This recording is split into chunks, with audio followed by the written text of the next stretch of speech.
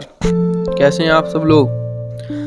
हमें सर्वप्रथम जिस चीज़ को बदलने की ज़रूरत है वह हम स्वयं हैं। जब हम यह जान जाते हैं कि स्वयं को बदलना कितना कठिन होता है, तभी हम यह जान पाते हैं कि दूसरों को बदलना व अपने विचारों को मनवाना कितना कठिन होता है। सूर्य सिन्हा। नमस्कार, मैं MRKV पुनः आपके बीच आप और आपका व्यवहार के कुछ चैप्टर लाया हूँ। ये पुस्तक कहीं ना कहीं हमारे व्यवहार में वाकई में बदलाव ला रही है। बदलाव की प्रक्रिया हम तब शुरू करते हैं जब हम स्वयं को छोड़कर दूसरों के बारे में सोचने लगते हैं। हम तो अपने बारे में रोजाना ही सोचते हैं, किसी न किसी प्रकार से खाने को ले लीजिए या फिर कोई वाहन हो, जहाँ भी सुविधा अलग है वहाँ पहले हम स्वयं के बारे में सोचते हैं। यही मान लीजिए कि अगर हमें अपना स्वयं और अपना व्यक्तित्व निखारना है तो दूसरों के बारे में सोचना तो जरूर पड़ेगा। तो इसी के साथ मैं इस चैप्टर की शुरुआत करता हूँ, जिसका नाम है लोगों पर छोड़ें प्रभाव, अपनी एक अच्छी छाप। जो आपको जो भी व्यक्ति पहली बार मिले, आपसे मिले और आपकी कोई ना कोई ऐसी बात उसको पसंद आए कि वो जब भी कभी आपको याद करे या आपका नाम सुनकर याद आए तो उसे वो बात जरूर याद आ जाए जो उसे आपकी पहली मुलाकात में पसंद आई थी। सभी लोग चाहते हैं कि दूसरे उनका कहना माने, लेकिन अक्सर ऐसा हो नहीं पाता। क्या आप इसके पीछे की कमजोर कड़ी जानते हैं? इसका सबसे प्रमुख कारण है कि हमारा काम करने का तरीका लोगों को प्रभावित करने की योग्यता नहीं रखता।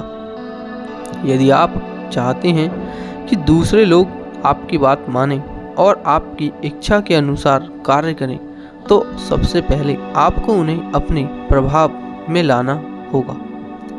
इसके लिए आपको निम्न बातों पर विशेष तौर से ध्यान देना है। सबसे पहले आपको पता लगना है कि वे क्या हैं, दूसरा उन्हें क्या पसंद है, वे क्या चाहते हैं। फिर मालूम करें कि उन्हें किस बात या चीज़ से कैसे प्रेरित किया जा सकता है। ये सब बातें दूसरों को प्रभावित करने के लिए हो रही हैं, तो ध्यान रखें।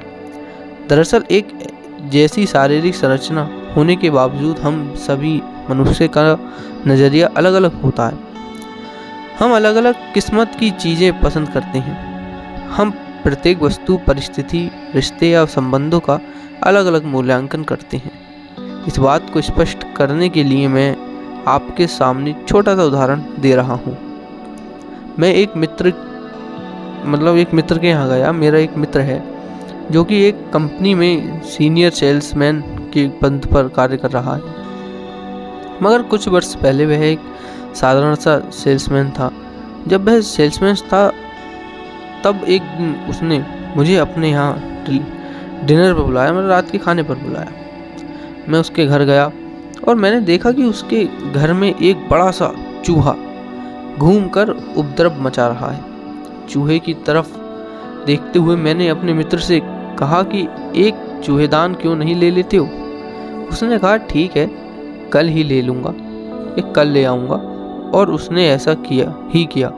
अगले दिन एक चूहेदान ले आया और चूंकि उसे स्वयं को सेब बहुत पसंद है, इसलिए उसने चूहे को पकड़ने के लिए उसमें एक सेब का टुकड़ा भी लगा दिया। दिन बीत गए, मगर चूहे ने ना तो सेब के टुकड़े को खाया और ना ही चूहेदान में फंसा। कुछ दिनों बाद मैंने मित्र से जब पूछा, अरे क्यों परेशान हो रहे हो या क्यों परेशान हो, मुझे अपनी बात बताओ।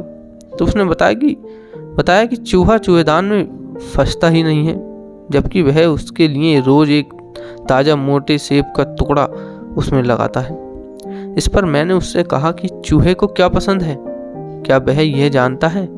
मैंने उसे बताया कि चूहे की पसंद देखोगे तो पाओगे कि उसे सूखी बासी रोटी पसंद है, इसलिए आज तुम चूहेदान में बासी रोटी यानी सूखी रोटी का टुकड़ा लगाना। मेरे उस मित्र ने मेरे सुझाव के अनुसार उसी रात चूहेदान में रोटी का टुकड़ा लगाया तो अगले दिन उसने उस चूहे को चूहेदानी में फंसा पाया। इस बात से उसके साथ सदा के लिए सबक मिला और सीख भी गया, जिसे बाद में उसने अपने प्रोफेशनल या अपनी जॉब में लागू किया। दोस्तों, इसी प्रकार अगर हम किसी को अपने साथ जोड़ना चाहते हैं या किसी को कुछ बेचना चाहते हैं तो हमें यह नहीं देखना है कि हमें क्या पसंद है, बल्कि हमें यह देखना है कि दूसरा या आगे सामने वाले व्यक्ति को क्या पसंद है, कि उन्होंने क्या पसंद करा है, कि क्या उसे पसंद है। फिर उन्हें उनकी पसंद की चीज देने से ही कामयाबी मिलती है कि और कुछ भी ले लेते हैं। दोस्तों का विश्वास मानिए। इस सिद्धांत को अपनाने के बाद मेरा वही दोस्त जो अपनी कंपनी में एक साधारण सा सेल्समैन था, वही उस कंपनी में एक सीनियर सेल्समैन के पद पर कार्य कर रहा है। उपरोक्त उदाहरण में हमें यह सबक मिलता है कि ऐसा मानकर चलना हमारी भली भूल होती है कि सबका नज़रिया हमारे जैसा है, अथवा जो चीज़ हमें पसंद है वह औरों को भी पसंद आएगी, या जिस चीज़ को पाने के इच्छुक हम हैं दूसरे भी उसे पाने के उतने ही इच्छुक होंगे। इसलिए सबसे पहले पता करें कि वे सामने वाले क्या चाहते हैं, किस चीज़ को या किस मुकाम को पाना उनकी प्राथमिकता है। फिर आप उन्हें उन्हीं की इच्छा अनुसार प्रेरित करें। आपको उन्हें केवल यह समझाना है कि वे अपनी इच्छित वस्तु प्राप्त कर सकती हैं, बशर्ते कि वे आपकी इच्छा के अनुरूप कार्य करें। लोगों को प्रभावित करने का यह एक बड़ा ही सादा या सदा हुआ मतलब बिल्कुल सिंपल मंत्र है, लेकिन यह मंत्र तभी प्रभावित होगा जब आप सामने वाले के विषय में अच्छी तरह से जान लें कि उसे क्या पसंद है और वह क्या चाहता है। फिर उसे यह विश्वास दिलाएं कि जो चीज़ वह चाहता है उसे वह आपकी इच्छा के अनुरूप कार्य करने के प्राप्त हो सकती है। उदाहरण के लिए मान लें कि एक बहुत अच्छा टेक्नीशियन, जैसे जिसने बड़ी ही नामी संस्था से टेक्नीशियन की डिग्री हासिल की है, अब बहुत सी कंपनी उसके पीछे पड़ी हैं कि वह उनकी कंपनी ज्वाइन करे। उसे एक से एक बेहतर प्रस्ताव मिल रहे हैं, लेकिन वह कोई निर्णय नहीं कर पा रहा है। आपको भी उस टेक्नीशियन की ज़रूरत है, अतः आप सबसे पहले यह पता लगाएं कि वह क्या चाहता है। उन्नति के अवसर, आर्थिक आज़ादी, व्यक्तित्व विकास, दूसरों की सहायता करना, भविष्य की सुरक्षा, विदेश में पढ़ाई के अवसर मिलना, ये कुछ चीज़ें उसकी नीड हैं या ज़रूरतें हैं। ऐसे में आप उसकी इच्छा अनुसार अपना प्रस्ताव उसके सामने रखते हैं और बताते हैं कि आपकी कंपनी के साथ जोड़कर वह कितनी उन्नति कर सकता है, या अपनी या आपकी कंपनी उसके भविष्य को लेकर कितनी जागरूक है, मतलब उसके भविष्य को सुरक्षा प्रदान कर रही है, या आपकी कंपनी की प्राथमिकता होगी कि उसके सुखद भविष्य एवं कंपनी की उन्नति के लिए आपकी कंपनी उसे विदेश में अध्ययन यानी कि पढ़ाई करने के लिए भेजे या अवसर भी दे।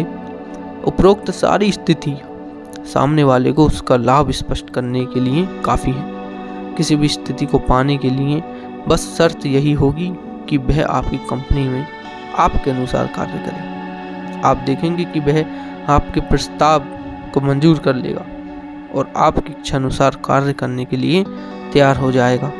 इस प्रकार आप दूसरों से अपनी इच्छा अनुसार कार्य करवाने की कला में माहिर हो सकते हैं। आपको केवल इतना करना है कि पहले लोगों की इच्छा का पता लगाएं कि उन्होंने क्या चाहिए। इसका तरीका यह है उनसे पूछना, उन्हें सुनना और उन्हें ध्यानपूर्वक समझाना। एक बार आपने यह सीख लिया, फिर आपके प्रत्ययन आपको इस कला में माहिर बना देंगे, ये तय मानिए। देखिए, कभी कभार क्या होता है कि हम लोगों से कोई प्रोडक्ट बेच रहे होते हैं अधिकतर सेल्समैन, या हम कोई बात मनवाना चाहते हैं लोगों से कि हाँ भाई ये कैसे ना कैसे करके हम ही भर दें, हाँ ठीक तुम्हारी बात मान ली, वो काम हम करवाएंगे। समाज का अधिकांश कार्य ऐसे ही होते हैं। एक बड़ी कमेटी होती है, उसे मनवाना बहुत बड़ा एक तरह जंग है, क्योंकि आपकी बात वो क्यों माने। आप कोई अगर उस कमेटी के सदस्य भी नहीं हैं, आप समाज में इतना आते जाते नहीं हैं, लेकिन आपके पास कोई ऐसा विचार है जिससे समाज कल्याण कार्य में सुगमता आ सकती है, जो कमेटी कार्य कर रही है उसमें थोड़ी सहायता हो सकती है, तो उस बात को मनवाने के लिए आप लोगों से हाँ कहलवाने की कला जानते होंगे तो हाँ कहलवा लेंगे, वरना तो फिर लगे रहेंगे और वो भी सुनते रहेंगे। तो इसी प्रकार लोगों से हाँ कहलवाने की कला हमें जरूर आनी चाहिए। लोगों से अपने मन मुताबिक हाँ कहलवाना एक जबरदस्त कला है। किसी करिश्माई व्यक्ति में ही यह गुण होता है कि लोग उसकी बातों का समर्थन करें, उसकी हाँ में हाँ मिलाएं और उसकी बात को मानें। ऐसा करिश्माई व्यक्ति मानव संबंधों में निपुण होता है। वह लोगों से अपनी इच्छा अनुसार कार्य भी करवा लेता है और लोगों को यह एहसास भी नहीं होने देता कि वे अपनी नहीं बल्कि सामने वाले की इच्छा अनुसार कार्य कर रहे हैं। मार्केटिंग व सेल्स के लोगों के लिए यह कला तो चमत्कारी नतीजे ला सकती है। लोगों से हाँ कहलवाने के सूत्र: उन्हें कारण गिनवाएं, उन्हें हाँ क्यों कहना चाहिए। दूसरा, लोगों से हाँ वाले प्रश्न पूछें, प्रश्न ऐसे हों कि सामने वाले को हाँ ही कहना पड़े। तीसरा, उन्हें 2 हाँ में से 1 हाँ चुनने का अवसर दें। चौथा, उन्हें विश्वास दिला दें कि उनके खुद के भले के लिए ही उनसे हाँ की उम्मीद की जा रही है। आइए अब इन सूत्रों को विस्तार से समझने। सूत्र 1, आप लोगों से काम लेना चाहते हैं, वे स्वेच्छा से आपके लिए काम कर सकते हैं। इसके लिए जरूरी है कि आप उस कार्य के पीछे के कारण को अवश्य बताएं, उनके हित को पूरा करता हो वो कार्य। सूत्र नंबर रुक जाइए अभी थोड़ा एक और रह गया। उन्हें गिनवाएं कि यदि वे इस कार्य को करेंगे तो उनको अनमोल लाभ होगा, मतलब लाभ ही मिलेगा, हानि नहीं होगी। कभी भी उन्हें यह ना बताएं कि उनके उस कार्य को करने से आपको भी कोई फायदा होगा। ये मत गिनवाना कभी भी, हमेशा उन्हें फायदा, क्योंकि ऐसा होता है ना, फिर आदमी कहीं, जो मानव शरीर है, मानव मस्तिष्क से विचार तो आ ही जाते हैं। आपने कह दिया आपका भी लाभ होगा, मेरा भी लाभ होगा, तो वो यही सोचेगा भाई काम मैं करूं, लाभ ये कमावे हैं, इसका मतलब इसका फायदा है तो ये काम करवा रहे हमसे, तो ये उसे कहीं ना कहीं लगेगा या इसके मतलब यही है, अपने मतलब से कार्य कर रहा है। तो ऐसा ना करें। सूत्र नंबर 2, यह जरूरी है कि यदि आप किसी से हाँ कहलवाना या मतलब हाँ कहलवाने की अपेक्षा रखते हैं, अधिकांश लोग रखते ही हैं कि यार हाँ कह दे, काम आसान हो जाएगा, सरल हो जाएगा। ये जरूरी है कि यदि आप किसी से हाँ कहलवाने की अपेक्षा रखते हैं तो सबसे पहले उसके मस्तिष्क को पॉजिटिव वाली स्थिति यानी कि हाँ वाली स्थिति में लाएं। ऐसा करने के लिए आप उनसे 3-4 प्रश्न हाँ वाले पूछ लें, जैसे क्या आप जीवन में बहुत उन्नति करना चाहते हैं, ऊंचे उठना चाहते हैं, बोलो हाँ। क्या आप समाज में अपनी एक अलग पहचान बनाना चाहते हैं, बोलो हाँ। क्या आप अपने धन और समय का भरपूर लाभ लेना चाहते हैं, बोलो हाँ। क्या आप अपने परिवार की किसी या सभी ज़रूरतों को पूरा करना चाहते हैं, बोलो हाँ। क्या आप चाहते हैं कि आपके बच्चे खूब तरक्की करें, बोलो हाँ। क्या आप चाहेंगे कि लोग आपको हमेशा सम्मान के साथ याद रखें, जी हाँ। तो हाँ हाँ हाँ में उसकी हाँ हो जाएगी। आपके इन सभी प्रश्नों का वह एक ही उत्तर देगा, हाँ हाँ हाँ हाँ और हाँ। यह ध्यान रखें कि जब आप सामने वाले से हाँ वाले प्रश्न पूछें तो आपका सिर भी हाँ में हिलना चाहिए। कभी आपका इधर उधर हिले और वो हाँ हिलाता रहे, ये गलत हो जाएगा। इससे वह आपको अपने समर्थन में खड़ा पाता है और उत्तर भी आपके अनुकूल दे रहा है, हाँ हाँ जी हाँ, तो फिर हर चीज पॉजिटिव होती है। चलिए अगला सूत्र पढ़ते हैं। सूत्र नंबर 3। कुछ लोग इन तकनीक का इस्तेमाल तो करते हैं लेकिन एक गलती कर जाते हैं। बस सामने वाले से हाँ और ना वाले प्रश्न पूछते हैं, कभी हाँ वाले पूछ लेते हैं तो कभी ना वाले। इसमें संकोच हो जाता है उस व्यक्ति को और आशा करते हैं कि उन्हें उत्तर हाँ मिले, लेकिन मिलेगा कैसे, वो तो ना वाले भी पूछ रहे हो तुम। नेगेटिविटी तो कहीं ना कहीं जाग गई उसके अंदर। यह तकनीक गलत है और अक्सर उल्टी पड़ जाती है। अधिकांश आप देखते होंगे, गए थे अपना प्रोडक्ट बेचने, भैया उसी के घर से मट्ठा लेके आ रहे हैं 50 रुपए का लीटर। सही तकनीक यह है कि आप सामने वाले से ऐसे प्रश्न पूछें कि उसे 2 हाँ में ही 1 हाँ चुनने का मौका मिले। हाँ का सीधा मतलब है हाँ वह इससे करेगा, ना मतलब है नहीं शायद वह इसे ना करे। आपका विशेष गुण यह होना चाहिए, आपकी बातचीत ऐसी हो कि इस ढंग से या उस ढंग से वह आपका या आपके लिए काम करेंगे, अतः उन्हें सिर्फ हाँ और हाँ कहने का मौका दें। मसलन आप किसी से मिलने का समय लेना चाहते हैं, ये बहुत ज़रूरी है। हमेशा क्या होता है, हम बेटाइम फ़ोन कर देते हैं और बेटाइम पहुंच भी जाते हैं। अधिकांश लोगों के साथ होता होगा, अरे शुक्ला जी हैं क्या, पहुंच गए घर, खटखटा के खट उसके घर पहुंच गए, चाहे वो घर पे सो रहा हो, रोटी वोटी खा रहे हो, कुछ खा रहे हो ना जी, पहुंच गए घर। अब कर भाई मेरे साथ बात तो पॉजिटिव, अगले आदमी का दिमाग खराब। तो ऐसा ना करें। आप किसी से मिलने का समय लेना चाहते हैं तो यह कहें कि क्या आप आज मिलने का समय दे सकते हैं। हो सकता है आपके प्रश्न के उत्तर में संभावित कारण वह नहीं कहे या ना कर दे कि नहीं भाई बहुत काम है थोड़ा, मैं नहीं मिल पाऊंगा। अतः आप इस प्रश्न के बाद एक और प्रश्न कहें, मिस्टर वर्मा क्या आप आज दोपहर को मिलने का समय देंगे, या शाम को या कल दोपहर को। इस प्रकार मिस्टर वर्मा का उत्तर हाँ में ही होगा, जैसा हाँ कल सुबह आ जाना, हो सकता है मिल जाऊँ मैं नाश्ते के टाइम, या ना वाली कोई बात नहीं हुई। इसलिए एकाक ही स्थिति ना का नहीं पहुंचनी चाहिए। दूसरा उदाहरण आपको और समझाने के लिए देता हूँ। आप अगर सेल्समैन हैं तो आप अपने ग्राहक से इस प्रकार प्रश्न पूछ सकते हैं, आपको इन दोनों में से एक पसंद आएगा। इस प्रकार जैसे, आप ये काम जरूर शुरू करना चाहेंगे तो बताइए आज ये काम कब शुरू करेंगे, आज या कल। उत्तर होगा हाँ आज या कल शुरू कर ही देंगे, देख के बताते। आप पेमेंट कैसे करना चाहेंगे, क्रेडिट से या नकद। उत्तर दोनों में से एक ही होगा।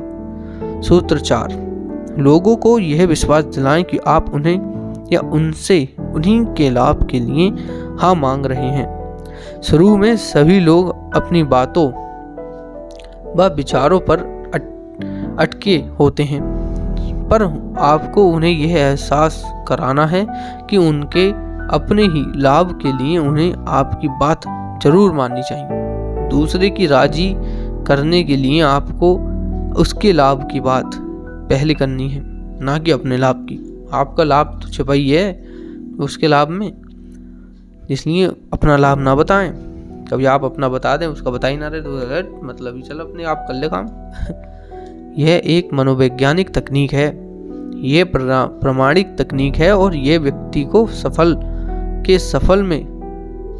के सफर में आगे बढ़ाने में सदा सहायक सिद्ध होती है। अक्सर लोग कुछ ना कुछ ऐसे कार्यों में जुट जाते हैं जो उन्हें लगता है इससे हम बहुत बड़े आदमी बन जाएंगे। मैं भी अक्सर ऐसे कार्य में फंस चुका हूँ और बाद में पता चलता है अरे यार हम तो इस क्षेत्र के हैं ही नहीं, ना हम पे नॉलेज, यूट्यूब से दी गई नॉलेज में ही कोई सब कुछ मान रहे थे और उसमें ही चल बसे। दूसरों के चहेते बनने की कला। अक्सर आप देखते होंगे कुछ ना कुछ कहते भी होंगे, अरे ये तो चमचा है भाई उसका, अरे हाँ ये तो चमचा है भाई, ये तो खूब रहता उसके साथ। हाँ, तो ही तो हो रहे हैं इसके काम। ये बात ये है उसकी, पर ये नहीं जानते कि उसमें कला है ऐसी कि वो जिससे जुड़ता है आदमी समझता है ये उसका चमचा है और काम भी निकलवा लेता है। आपने देखा ही होगा कि लोग एक दूसरे के चहेते बनकर समाज से वह सब प्रकार कर लेते हैं जो अकेले रहकर उन्हें नहीं मिलता। समाज में ऐसे लोग चर्चा व ईर्ष्या का विषय बन जाते हैं। कभी अपने इस पर गौर किया है कि आखिर दो लोगों के बीच ये आकर्षण कैसा बनता है? आपने खुद से कभी यह सवाल किया है कि आखिर कोई क्यों आपको चाहेगा? कि आप जबरन इस बात के लिए किसी को मजबूर कर सकती हैं कि वह आपको चाहे और पसंद करे? भाई ना, मुझे तो पसंद करो भैया, मैं पसंदीदा लोग आदमी हूँ है नहीं ना। इसके दो उत्तर हो सकते हैं, नहीं भी और हाँ भी। नहीं इसलिए कि यदि आप इस कला में माहिर नहीं हैं तो भैया नहीं ही होंगे। यदि आप इस कला में माहिर हैं तो हो सकता है बात बन जाए। इस कला का छोटा सा नाम है मुस्कान। आप मुस्कान बिखेरिए, बटोरिए मत बिखेरिए। इसमें आपको कोई पूंजी नहीं लगानी पड़ती, कोई साधन नहीं करना पड़ता, लेकिन आप बहुत कुछ पा लेते हैं। इसे दूसरों को देकर आप कुछ खोते नहीं हैं, बल्कि पाने वाला स्वयं को मालामाल महसूस करता है। गौर से इसकी महिमा को देखिए। आपके होठों पर केवल मात्र एक क्षण के लिए मधुर मुस्कान उत्पन्न होती है, लेकिन सामने वाले के दिल में एक लंबे समय के लिए उसकी स्मृति, उसका चित्र छप जाता है। यदि आपकी मुस्कान में महकता हुआ मधुरता व प्रसन्नता है तो सामने वाला आपको चाहने पर मजबूर हो जाएगा। आपने अक्सर लोगों को यह कहते सुना होगा, उसकी मुस्कान बहुत प्यारी है, बहुत प्यारी है। छोटी सी मुस्कान क्या कर सकती है? इससे परिवार में सुख का वातावरण बनता है, व्यापार में वृद्धि होती है। व्यापार में कैसे वृद्धि होती है आपने देखा होगा कभी कभार। मैंने भी ये रियलाइज कर रहा है कि हम कोई चीज़ खरीदने गए, अब सामने वाला व्यक्ति क्या है, अरे भाई सब ले लो। अरे मैं कह तो रहा हूँ आपसे, मैंने खुद इस्तेमाल कर रहा है, बाकी में बहुत अच्छा है भाई साहब, आप लो। तो अरे आप विश्वास नहीं कर रहे, मैं गारंटी देता हूँ जिस दिन इसमें कुछ डाउट हुआ आप वापस कर आइएगा। अब मैं फला आदमी 15 किलोमीटर दूर से यहाँ सामान लेने आया हूँ, अब वो उसकी बातों में आगे मैं सामान ले गया। अब कभी डाउट निकल भी गया तो 15 किलोमीटर दूर से आऊँगा थोड़ी सी वापस करने, अब चल। लेकिन उस टाइम तो उसने अपनी मुस्कान से, अपने हाव भाव से मुझे बेच दिया। ये होती है व्यापार में वृद्धि। मित्रों और शुभचिंतकों की संख्या बढ़ती भी है मुस्कान से। ये थके हुए के लिए आराम का काम करती है, हतोत्साहित को उत्साह प्रदान करती है, कष्ट में घिरे व्यक्ति के लिए मरहम की भी दवाई है ये। अब सोचिए, मुस्कान से क्या हासिल नहीं किया जा सकता? लोगों को जोड़ने और लोगों से जुड़ने में तो यह किसी भी सूरत पर हैसियत ज़्यादा कारगर सिद्ध होती है, क्योंकि इसका मजबूत जोड़ आसानी से नहीं टूटता। याद रखें, इंसान में जैसे को तैसा की प्रवृत्ति होती है। इसका लाभ कोई व्यवहारिक कुशल व्यक्ति ही ले सकता है।